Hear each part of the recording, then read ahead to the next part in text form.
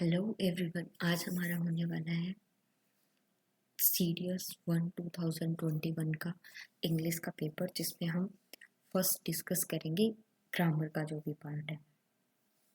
तो सबसे पहले इसमें हमारा एरर वाला पोर्शन।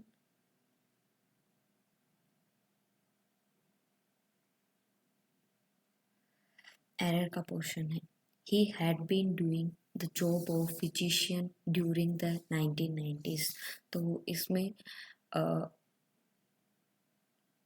हो भी सकता है ऐसे कि वो 1990s के दौरान फिजिशियन की जॉब कर रहा था। तो इसमें वॉज डूइंग आना चाहिए, तो ए पार्ट में भी हो सकता है इसमें। तो हमें वर्ब वाला ही करना है, जो भी हम चेंज करेंगे वर्ब वाले पार्ट में। Then second, he said that he preferred coffee than tea. तो प्रीफर्ड के साथ हमेशा देन नहीं टू का यूज़ करते हैं, तो ये सी पार्ट में एरर हो जाएगा। यहाँ पे आ जाएगा हमारा to. All the glitters are not good. अब ग्लिटर्स क्या होते हैं, जैसे कोई चमकदार चीज़, तो ये हमेशा प्लूरल में आता है, लेकिन इसके साथ जो वर्ब होती है वो प्लूरल में नहीं आती, वो ऑलवेज सिंगुलर होती है। तो सी पार्ट में एरर। ए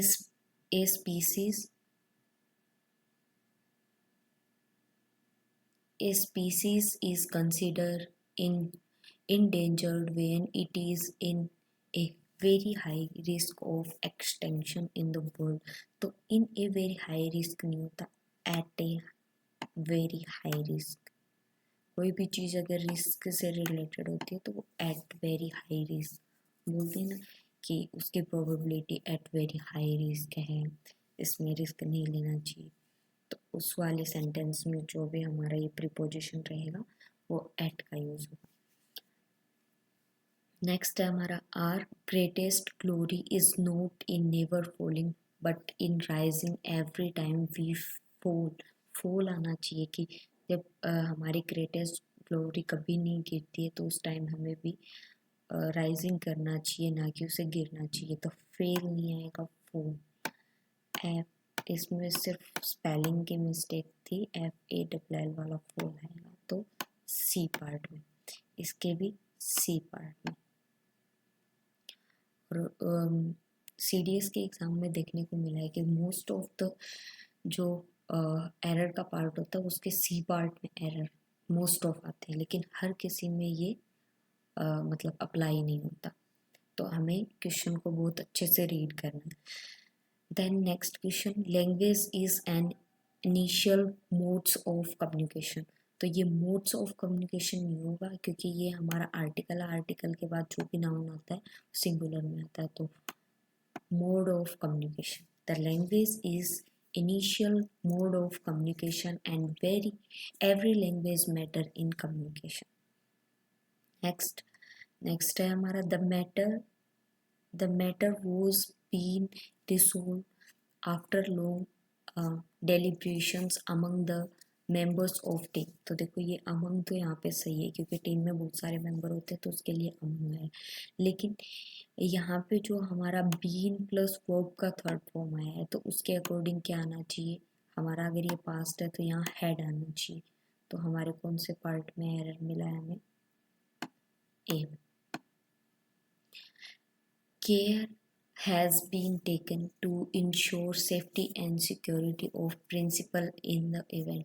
तो इसमें देखो हमें केयर हैज़ बीन टेकन को इंश्योर करना चाहिए सेफ्टी और सिक्योरिटी के लिए, and participant in the event में करना चाहिए। तो इसमें हमारा नो एरर आ जाएगा। ओके, देन नेक्स्ट पार्ट पे मूव, सॉरी इसके 2 क्वेश्चन और लेफ्ट है, इसको और देख लेते हैं। Indian film industry is considered to be one of the symbols of culture and social life, social life। तो इसमें देखो हमें पता है कि वन ऑफ के बाद हमेशा जो भी हमारा नाउन प्रोनाउन रहता है वो हमेशा प्लूरल में आता है, तो यहाँ पे सिंबल्स हो जाएगा। तो थर्ड पार्ट में हमारा error. It is still true that the Indian economy depends on the monsoon. देखो ये तो सही है क्योंकि हमारा डिपेंड के साथ एक फिक्स प्रीपोजिशन होता है जो कि ओन लेता है, तो ये वाले पार्ट में कोई एरर नहीं है। इट इज़ स्टिल ट्रू, यहाँ पे सब्जेक्ट है, यहाँ पे हमारा वर्ब है, ये हमारा एडजेक्टिव है और ये इसकी एडवर्ब है। That the Indian economy is depend, तो इसमें हमारा नो एरर, नो एरर। अब हम करते हैं idioms and phrases. Be in ellipse का मतलब होता है कि हम कोई भी इलिप्स में घूमे घूमे जा रहे हैं, less successful. Way and meanings, तो देखो इसमें एज ए टेक्निक कोई मीन नहीं निकल रहा है, एज ए टेक्निक क्या। वे एंड मीन्स यानी आप जिस वे में हो उसका मीनिंग तो खुद से रिलेट कर लिया करो। तो इसमें देखो मेथड ऑफ अचीविंग समथिंग या norms and regulation of doing something या improving one's way of doing. देखो वे ऑफ मीन्स मतलब हमारे जो भी काम में हम कुछ ना कुछ रेगुलेट करते जा रहे हैं, तो इसका पार्ट हो जाएगा सी। अप इन आर्म्स का मतलब होता है जब आप बहुत ज़्यादा एंग्री होते हो तो आप ऐसे करते हो, मतलब गुस्से से आप अपनी आर्म्स को अप कर लेते हो, तो वेरी एंग्री फीलिंग हो जाएगा इसमें। आगे हमारा इसी के अंदर बिग टिकट का डायरेक्ट मीनिंग है कि वेरी कॉस्टली या ए वाइट एलिफेंट, वो भी वेरी कॉस्टली होता है, तो इसमें वेरी लेस नहीं होगा, वेरी इजी। देखो वेरी लेस ये एक जैसे मीनिंग दे रहे हैं, वेरी इजी, नॉट मच। और बोल्ड फ्रॉम द ब्लू, इसमें बोल्ड फ्रॉम द ब्लू का मतलब होता है कि ऐसी कोई भी सिचुएशन या ऐसी कोई भी चीज़ या ऐसी कोई भी न्यूज़ जो हमने मतलब पहले कभी नहीं सुनी, हम उसको सुन के शॉक हो जाते हैं। तो an event of peace of news which is unaccepted, यानी इससे पहले हमने कभी सुनी ही नहीं है, इसका मतलब ये होता है। आगे be a law unto yourself, behave unconventional and unpredictable, abide by law and order, ask other to follow the law। तो देखो जो भी रियल मीनिंग है वो तो हमें पता है नहीं आ सकता, देखो इसमें भी लो है, इसमें भी लो है और इसमें भी लो, तो रियल मीन तो आ ही नहीं सकता, तो हमारा आंसर क्या हो जाएगा, बिहेव अनकन्वेंशनल। और स्टिफ अप का मतलब क्या हो जाएगा, to make someone looks neat, to makes oneself look untidy, look arrogant। तो देखो इनके नीट का मतलब होता है बिल्कुल साफ सुथरा, और अनटाइडी का मतलब बिखरा हुआ, एरोगेंट का मतलब बहुत भड़कीला, to appear and stage as a baboon, इसका मतलब नहीं है, तो हमारा आंसर है स्टिफ अप। स्पीफ अप का हो जाएगा to make ones look neat. Run wild, तो हम इसका सीधा मीन तो होगा नहीं, लेकिन हम किसी से रिलेटेड करेंगे, जैसे कि to run like a wild animals, तो वो तो सीधा मीनिंग तो हो ही नहीं सकता। To treat animal like a wild creature, ये भी नहीं हो सकता। To feel like a wild animals, no. To grow without any control, कि रन वाइल्ड की तरह, जैसे बोलते हैं ना कि इतना खा रहा है कि जानवर के जैसे हो गया है, तो to grow without any control, run wild हो जाए। तो wind down, to relax after a period of activity, जैसे कि वाइंड अप होता है, वाइंड अप का मतलब क्लोज करना, तो विंड डाउन का मतलब होता है एकदम चिल रिलैक्स करना। तो इसमें देखो the act profusely after a period of silence, to speak out the truth to people, to act on the ground। तो इसका सही मीनिंग जो निकल रहा है वो ये है, to relax after a period of activity, जो भी आपने एक्टिविटी की है उसके बाद आपको फ्री टाइम मिला है जिसमें आपने वाइंड डाउन किया है। Mellow out, to feel bad about their enjoyment, to like and dislike people concurrently, to enjoy oneself without doing much, to work hard and doing much work। Fellow मेलो out का मतलब होता है कि आप कोई भी वर्क कर रहे हो और उसमें भी बहुत अच्छा परफॉर्म कर रहे हो, मतलब और hard work, to work hard and doing much work. तो ये हमारा ग्रामर का पार्ट हो जाएगा, इसको हम बाद में सोल्व करेंगे।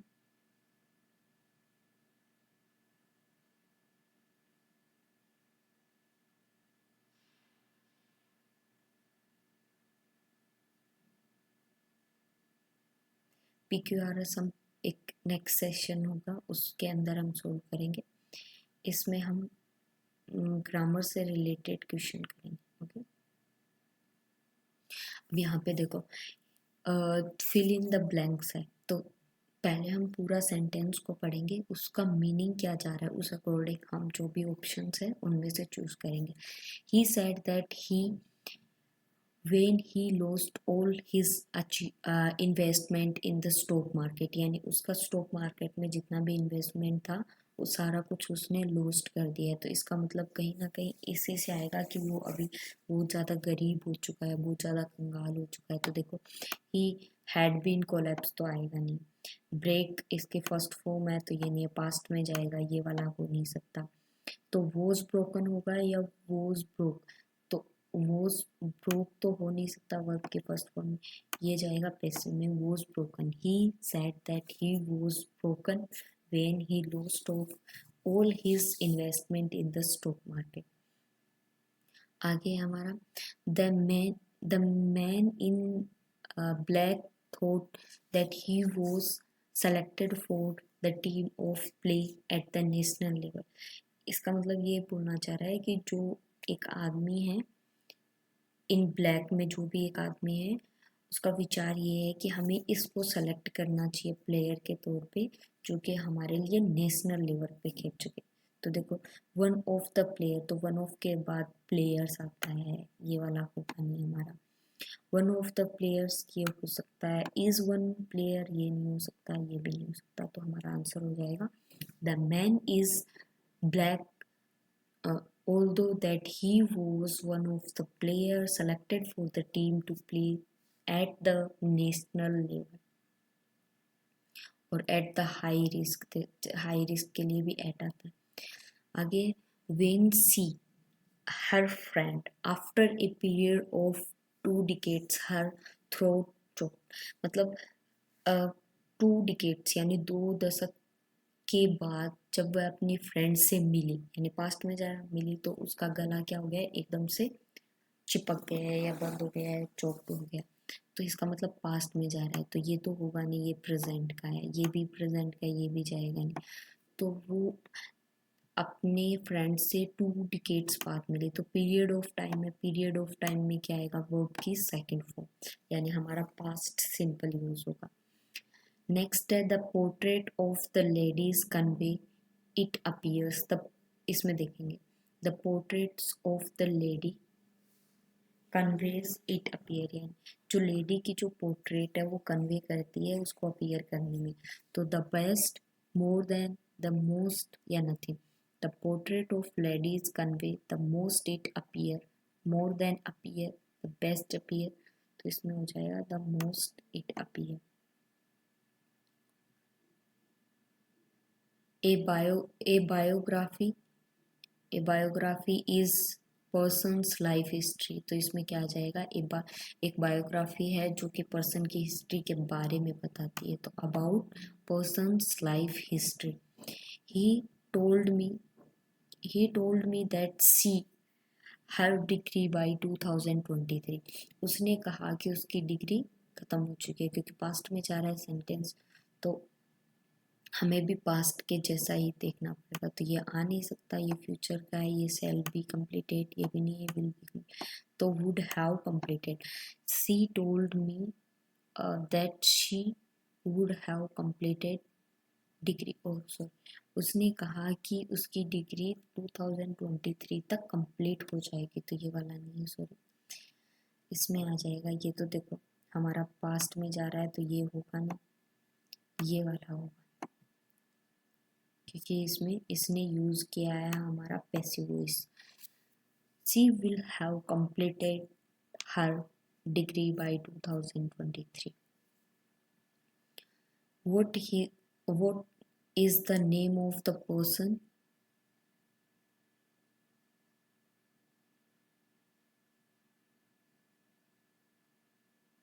What is the name of the person daughter married your cousin last year? यानी उस पर्सन का क्या नाम है जिसकी आ रहा है डॉटर की मैरिड कजन से हुई थी लास्ट सिस्टर। तो देखो हु तो आ नहीं सकता क्योंकि ऑब्जेक्टिव केस चाहिए हमें, हुम नहीं आएगा, इसमें आएगा हुज डॉटर, किसकी डॉटर। आगे है हमारा question, the world is changing that the rich become richer and the poor become poor. यानी हमारा प्रेजेंट में है तो the world is changing through that rich become richer and poor become poor. आगे है हमारा, I had been informed beforehand it to be celebration। तो had plus been आया और उसके बाद वुड की थर्ड फॉर्म आई, तो यहाँ पे भी क्या आएगा हमारा, यानी वुड या could have plus been verb की थर्ड फॉर्म। तो ये वाला हमें इसमें दिख रहा है, देखो इसमें वर्ब के फर्स्ट फॉर्म है, ये नहीं होगा, इसमें जो मेड है उसको गायब कर दिया गया है, तो इसमें आ जाएगा had I been informed for had I could have made it for the celebration। Indian perspective of life informed that leading a life of greed in unhappiness. यानी इंडिया का जो पर्सपेक्टिव है लाइफ का वो इन्फॉर्म करता है कि हमें लाइफ को जैसे लीड कर रही है ग्रीड के सेंस में, तो वो हमें अनहैप्पीनेस देती है। तो रिजल्ट के बारे में ही कुछ ना कुछ इन्फॉर्म्स करने के लिए वो बोल रही। तो leading a life of greed would resulted या will resulted in happiness. Shall be in happiness तो हो नहीं सकता, विल लीड हैप्पीनेस नहीं, would resulted happiness.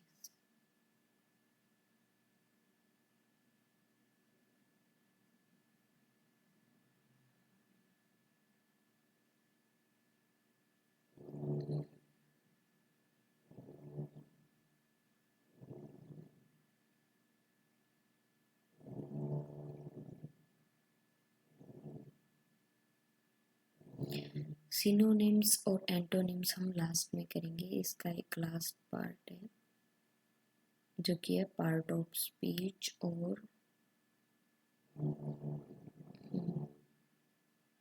Part of speech करते हैं। देखो इसमें दिया है अबव, और अबव के बाद क्या है हमारा ऑब्जेक्ट। तो ऑब्जेक्ट किसके बाद आता है, प्रेपो के बाद, तो ये हो जाएगा हमारा preposition.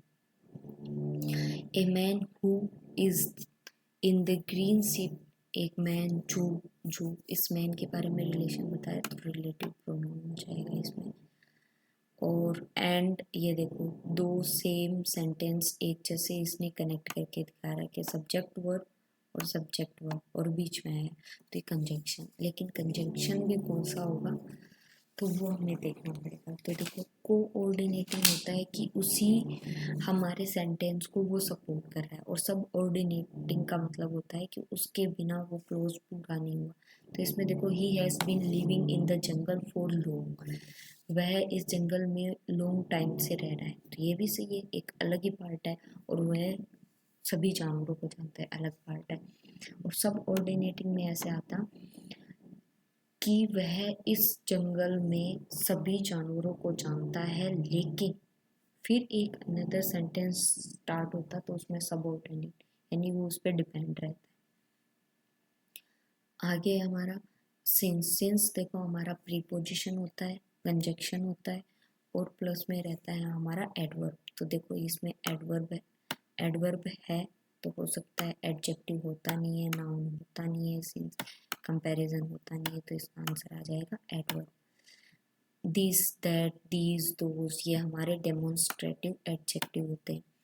Love your neighbour as thyself, जो सेल्फ वाले होते हैं सारे के सारे वो हमारे प्रोनाउन होते हैं, तो ये प्रोनाउन हो जाएगा हमारा। Then Ravi won the match with a huge margin. अब यहाँ पे देखो वोन हमें पता है वर्ब है, लेकिन इसमें 3 वर्ब दिए। देखो एडजेक्टिव तो होगा नहीं है क्योंकि वर्ब है। डेमोन्स्ट्रेटिव वर्ब नहीं होती, डेमोन्स्ट्रेटिव एडजेक्टिव होता है।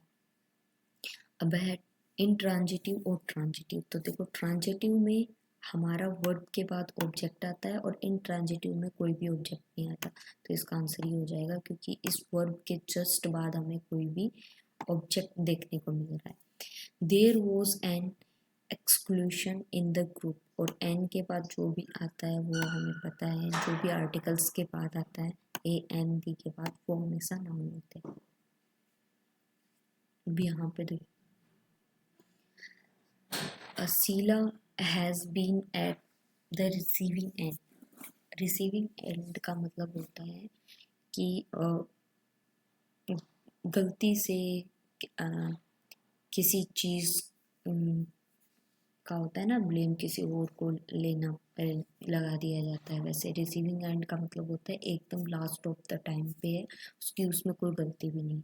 Sheila has at the receiving end but she is very honest. इसका मतलब है कि जैसे आपकी कोई भी गलती नहीं है लेकिन फिर भी आप पे उससे रिलेटेड सस्पेक्शन दिखाया जा रहा है, इल्ज़ाम लगाया जा रहा है, तो वो होता है receiving end.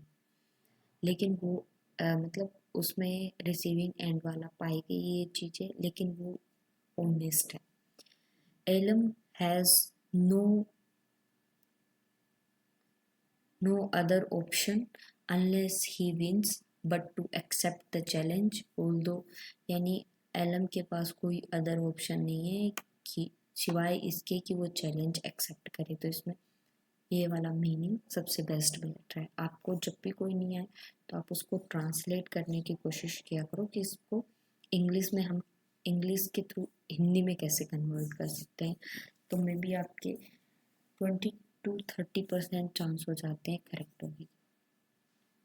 Although the group has been evacuated, they are under the watch of police. They are free to do anything. There is no suspicion in them. They have not been arrested.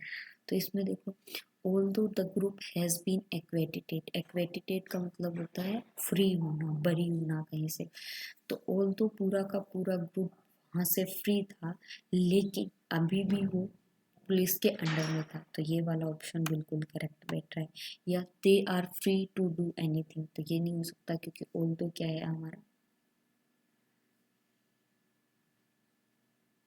Although मतलब contradict कर रहा है, तो ये contradict वाला sense नहीं दे रहा। Is and suspicion in the team, ये हो नहीं सकता, अरेस्टेड कर नहीं सकते क्योंकि उनको फ्री कर दिया गया।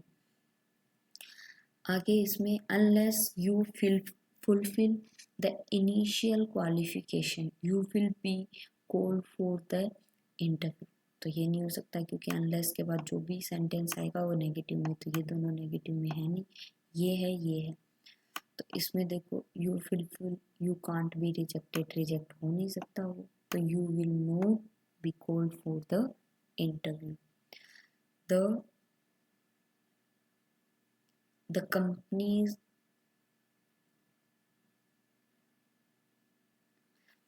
the company's bid for the contract is rejected। Company ने बिड किया कॉन्ट्रैक्ट रिजेक्ट करने के लिए। इसके ऑप्शन पे जाएंगे हम सबसे पहले। Since it filled all the condition, कि उन्होंने अपने सारी कंडीशन को फुलफिल किया है। अगर फुलफिल किया होता तो उसको रिजेक्ट नहीं करते, तो ये वाला सेंस होगा नहीं हमारा। For the company fulfil the condition, अगर ये फुलफिल करती है तो रिजेक्ट कैसे हो सकती है। For the company had not been a good list, तो देखो गुड लिस्ट में अगर वो नहीं होगी तो कंपनी क्या कर सकती है, उसके कॉन्ट्रैक्ट को रिजेक्ट कर सकते हो भी सकता है। Since the deposit in account is found less than required, तो सबसे अप्रोप्रिएट ये वाला है। अगर उसके अकाउंट में पहले से गुडविल लिस्ट वाला तो बाद में आता है, पहले उसके अकाउंट में स्पेसिफिक अमाउंट होना चाहिए, देन ही वो उसको क्या कर सकते हैं, सेलेक्ट कर सकते हैं। तो कंपनी का जो बिड था कॉन्ट्रैक्ट का, वो रीज़न यही था कि उसके डिपॉजिट में एक स्पेसिफिक अमाउंट नहीं था। I could not sleep because being very tired, क्योंकि मैं बहुत ज़्यादा थका हुआ था, तो थका हुआ होता तो वो सो ही जाता। तो बिकॉज का सेंस तो नहीं आ रहा है इसमें। In spite being very tired, यानी टायर्ड होने के बावजूद भी मैं नहीं सो पाया, तो ये हो सकता है। In spite of being sleepless, तो स्लीपलेस आ गया, ये ट्राइड ऑफ आता तो ये भी हो सकता था। Since being very tired, tired होता तो वो सो जाता। तो हमारा आंसर option number B.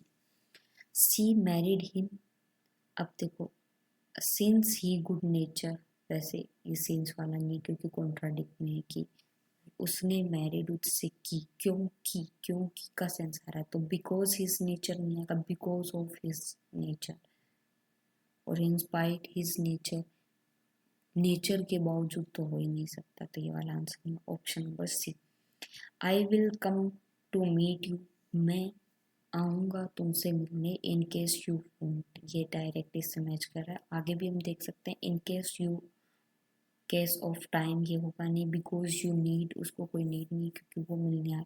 Although you won't, यद्यपि तुम चाहते हो, उसने मतलब सेंटेंस में ऐसा कुछ दिख नहीं रहा है कि इन केस अगर तुम चाहते हो तो मैं तुमसे मिलने आऊँगा। If you had plan the word well, यदि तुम अपने प्लान को बहुत अच्छे से करते हो, तो यहाँ पे देखो हमारा कंडीशनल है, हैड प्लस V3 है, तो वहाँ पे क्या आ जाएगा हमारा modals plus have plus V3 आएगा। तो यहाँ पे देखो शेल फ्यूचर में जा नहीं सकता, कुड के बाद हैव आना चाहिए, ये नहीं हो सकता, विल वाला नहीं हो सकता, कुड हैव कंप्लीटेड, ये देखो, तो ये वाला हमारा करेक्ट हो जाएगा। आगे लास्ट इसका, you can use my computer, तुम मेरा कंप्यूटर यूज़ कर सकते हो, एज लॉन्ग एज, जब तक, you can't use any external device, तुम जब तक यूज़ कर सकते हो जब तक कि कोई एक्सटर्नल ड्राइव तुम यूज़ ना करो। तो इसका सेंस थोड़ा सा बन रहा है, लेकिन देखते हैं option. As long as you used any external device, ये होगा नहीं क्योंकि नोट का सेंस आना चाहिए, क्योंकि तुम मेरे कंप्यूटर को यूज़ कर सकते हो, और फिर कंजक्शन कौन सा जुड़ा है, एज लॉन्ग एज, जब तक कि, क्योंकि आगे फिर कुछ ना कुछ कॉन्ट्राडिक्ट वाला ही आएगा, तो बी ऑप्शन नहीं हो सकता हमारा। As long as you do not use any external device, तो ये हो सकता है। And as long as you shall use my, इसमें भी नहीं है, तो ये दो है, इसमें हम दोनों को देखते हैं। As long as you can't use, अब कांट वाला तो सेंस नहीं आ रहा है कि तुम यूज़ ही नहीं कर सकते, ये वाला होगा नहीं, तो as long as you do not use any external device, कि जब तक तुम कोई एक्सटर्नल डिवाइस को यूज़ नहीं करते तब तक तुम मेरे कंप्यूटर को यूज़ कर सकते।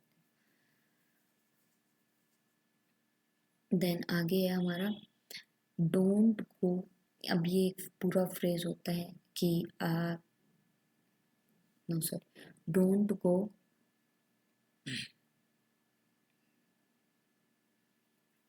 don't go the wind, you will face the music later, you don't go with the wind, यानी तुम विंड के साथ नहीं जा सकते, यू विल फेस करना होगा आपको म्यूजिक लेटर को। He had been considered honest, honest के साथ क्या आएगा हमारा एन, और कोई ये स्पेसिफिक नहीं है तो एन आएगा, अदरवाइज द आता, तो ए और वन का तो कोई सेंस ही नहीं है इसमें। आगे हमारा don't read the lines, read the line, अब इसमें देखो हमारा एक फ्रेज होता है पूरा, रीड बिटवीन द लाइन्स, तो वो वाला फ्रेज इसमें यूज होता है, don't read between the line, read the lines, the villagers possess scenes beauty, तो एक सीनिक ब्यूटी है, एक सीनिक ब्यूटी है, तो कोई स्पेसिफिक ब्यूटी तो है नहीं, और एन इसके पहले आएगा नहीं, तो ये आएगा हमारा a. This is a unique system of governance where everyone is the government, अब देखो दिस इज यूनिक सिस्टम है हमारा, this is the unique system of the governance where everyone is the govern. तो ये मतलब इसमें द का sense भी दे रहा है, दिस इज एंड यूनिक, तो हमारी इसमें दोनों ही सेंस जा सकते हैं। दिस इज एंड ज़्यादा प्रायोरिटी पे रहेगा। दिस इज एन क्यों आएगा, क्योंकि इसमें यू ये का साउंड आ रहा है, यानी हम जब भी इसको प्रोनाउंस करते हैं तो ये यूनिक, ये वाला यू आ रहा है। तो मतलब इसको ट्रांसलेट करते हैं हिंदी में तो यू का सेंस आता है, तो उसमें हम एन का यूज करते हैं।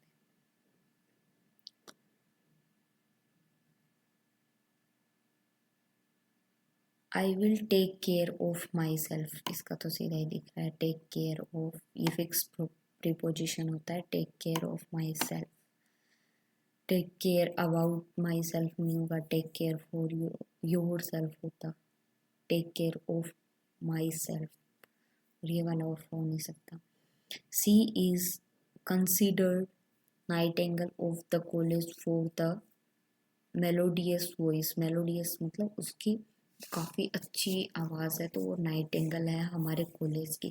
तो सी इज़ कंसिडर्ड किया गया, एक यूनिक भी दिख रहा है तो उसमें था। तो she is the considered the nightingale of the college, nightingale का मतलब है जो कोयल की मीठी आवाज़ होती है ना, उसी की वजह से। The room is a bit, the room is a bit dark, अब रूम डार्क है तो हमें क्या करना पड़ेगा, could you please turn on the light, turn on करेंगे ना, अदरवाइज ऑफ द लाइट बोलते हैं। डोंट वॉक सो फास्ट, इतना फास्ट मत चलो।